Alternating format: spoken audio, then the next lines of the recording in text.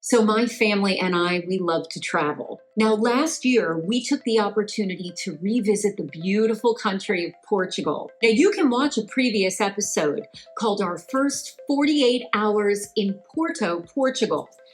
Jet lag included in that episode, guys. Porto is a beautiful, beautiful city. However, I really wanted to try a unique Portuguese dish. So we journeyed all the way to this tiny little hamlet called Góis in the middle of central Portugal.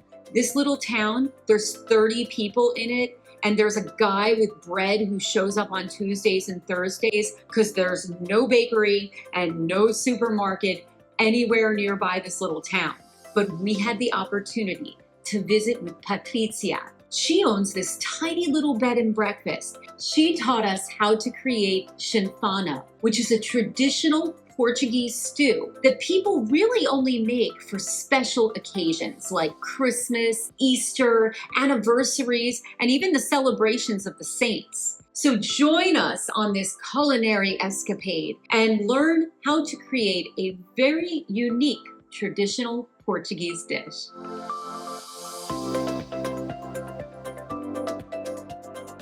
First, we stop to mix and then stir the chanfana, cooking in this hot clay oven. And it takes since 9:30 this morning? It's burning since 7:30 in the morning. Then we started 7:30. So do you go like to the butcher, you buy the meats? Wow. It's like a 2-day process, let's say. Well, yeah, I mean, I figured this was very, very labor intensive. Wow, this is legit. This is legit. So there's two things there. And we were also baking bread. We can have cornbread now with butter if you want. And I thought, well, maybe they will be able to see the process of baking the bread. It was too hot and it was very fast. Are the pots heavy? They are a bit heavy. Maybe you can help me. Sure. You think so? Sure. Yeah, that's it. Yay! Now, can you just kind of... Okay. No? Okay. So, let me see. Do you want me to lift it? Do you have it? Can you do it? I think so. Are you afraid? You getting it, Kiefer? Yeah. Crying. Wow. Bravo. Wow. Thank you.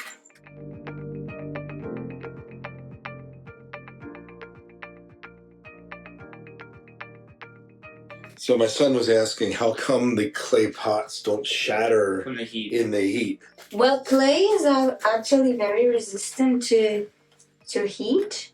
It can happen, but it's not usual. Well, only if there's like a small crack. Also, the inside of the oven is made of clay. Tiles and bricks are made of clay, and clay goes to the oven, and it's How much clay is actually in this building? A lot, apparently. So what is it that you're making here? This is the meat for the stew? So this is goat meat, and I'm just mixing it now. We want to make it like more even. I'll just add a little bit of liquid. So this is the stew itself. It's just meat and seasoning. Nothing else. And wine. A lot of wine. And the wine gives it flavor? A lot. It is kind of strong. I hope you like it. Not everyone likes it. What is the wine called? Just some red wine. It don't need to be picky. I mean, it's better if it's a strong wine. Take your time, Scott. Yeah, we don't want No pressure. Yeah. You have a degree on this already. to... So this is the same type of meat? The same. I just made it in two because it was too much for one. And it's just because it's pity to only do a little bit if it's such a big oven. Just take the opportunity and bake more, and then we can freeze it or... Have you ever burned yourself when working with this? No. But I'm always afraid. Body's like, You're always afraid to get it? Pays to be careful. How hot does this oven get? Do you know? Honestly, I'm not sure, but I'm curious, and I want to get a thermometer to put in the Yeah. door. I'll get there, but I think so. Considering like this regular oven that you have in the kitchen can go to 250 degrees, like Celsius, maximum Yeah. 300. I would say that this goes to 350 at least. Yeah. And it depends for how long you burn the wood inside. But because it's big, it takes a while to get warm. Thank you. What a nice house.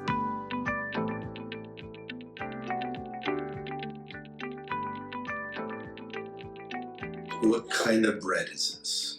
So this is corn and wheat. Yes, a half. It's called broa in Portuguese. Broa. It is like a very regional type of bread. You don't find it in the whole country. So like here and also in the north, it's pretty typical. And it's really nice if you can bake it in like a brick oven. It's nicer to do it in a regular oven. Now, typically, how long does it take to make bread like this? It doesn't take long. So how is it? So you have just to mix the water, the flour, and the yeast. And it's nice if it's hot because it raises quickly. Otherwise, sometimes it could take a while. Wow. Like 45 minutes or something. And then you just put it in the oven. And in a brick oven like this, it's fast. It's around 20 minutes maybe. 20 minutes. Depending on the temperature of the oven. The bird's melting on. It's very, yeah. It was like maybe like 15 minutes before you came. I took it out. So yeah. We get all of our bread from the grocery store, and so we all it's always cold whenever we get it. We don't get it hot. Do you make most of your personal bread or just on special occasions? No, just for special.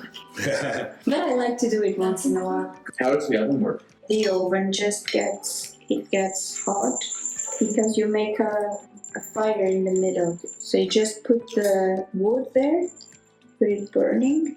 Then you have to leave it burning there for an hour at least. And then you keep adding wood. You mix it so you kind of put the heat through the whole space to heat it evenly. There's a trick. My mom always tells me that you have to see the color of the bricks because they are kind of orange when it's cold, but when they are hot, they turn white. So that's more or less what you should see in order to check if it's hot enough, because I don't have the thermometer there. I also don't know how to do it with the thermometer because my mom, she does it by heart. Is this a family recipe then? Yes. Oh. But it's not unique because it's a regular recipe from the region. So it's like local, let's say, like around Coimbra area. This is a very typical dish, Chanfana. It was time to pull the Chanfana directly from the oven, and it smelled amazing.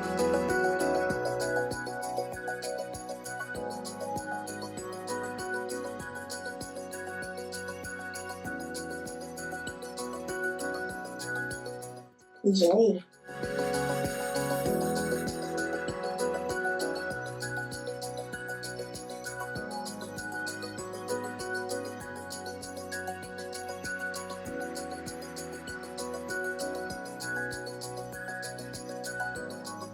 It looks delicious. Is this the ribs of the lamb?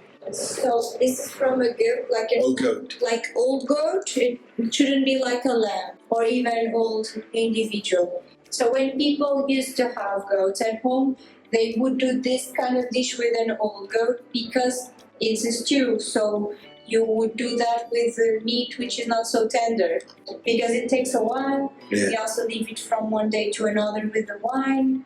That's why. But of course you can do it with any kind of meat.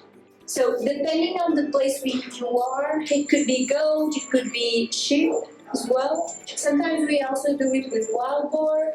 Here in a very, very remote rural village in central Portugal, and we've just been informed the bread man is here. There's no general store, there's no mini mart. So the way that they get their fish, groceries, and their bread is these traveling guys with vans who come into the small towns, beat their horn, and then you have to run out to go get whatever it is you want. So that is the plan. So this might be the bread guy right here. Bom dia. Bom dia. Bom dia. Can I buy it? Oh, Sim, pau. Sim. quantos? Quantos pães quer? How many do you want? 5? Sim. Só? Sim. Só 5? Sim. Oh, Sim. that's it? Sim. No. Bom dia. Bom dia. Yeah. Yeah, 5. Yeah. Fine. Okay. Okay. Obrigada.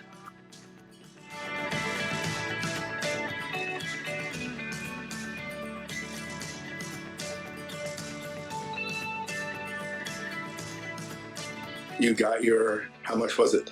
It was €1 For 5 for 5 fresh baked bread. That is awesome. There's an experience you don't get. A little village town, they don't have any store at all, no cafe, or they have that. But they're going to come with their van of bread. Mission accomplished.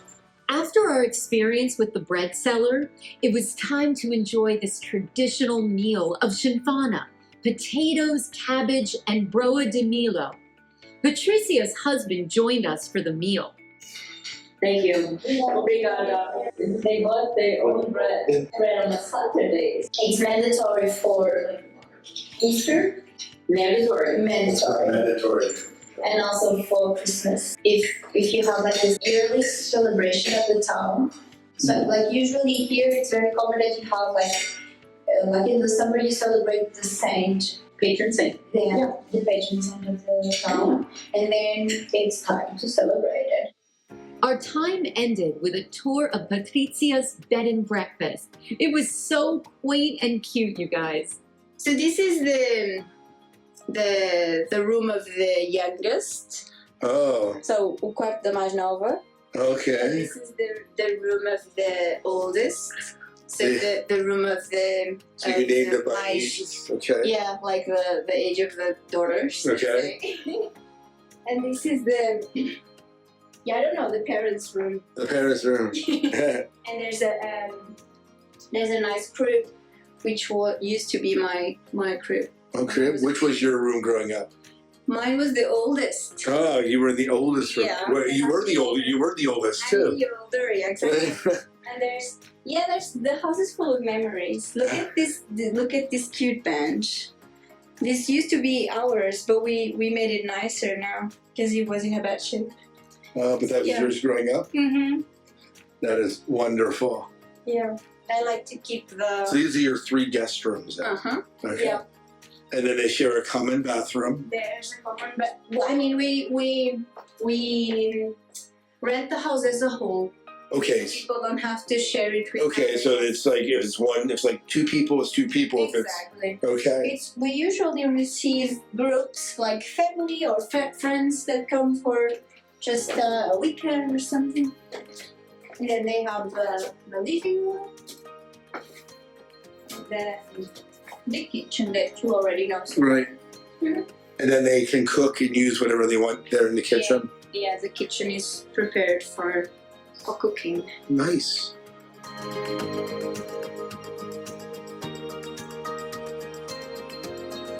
Come on, buddy. Have a nice day. Real nice experience, wasn't it? Yeah, very nice. Much appreciation. Really? Yeah, it was Enjoyed it?